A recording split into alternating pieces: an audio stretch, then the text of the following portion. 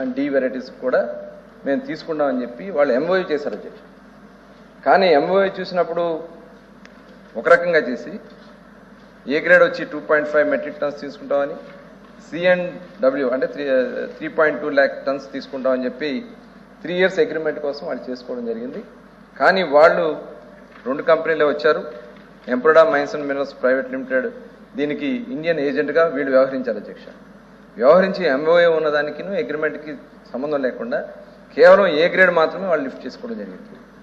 ఆ A grade కూడా వాళ్ళు ఇచ్చినటువంటి దాంట్లో కొన్ని తప్పులు జరిగినాయి. ఖచ్చితంగా వాటి మీద ఎంక్వైరీ చేయాల్సినటువంటి అవసరం ఉంది.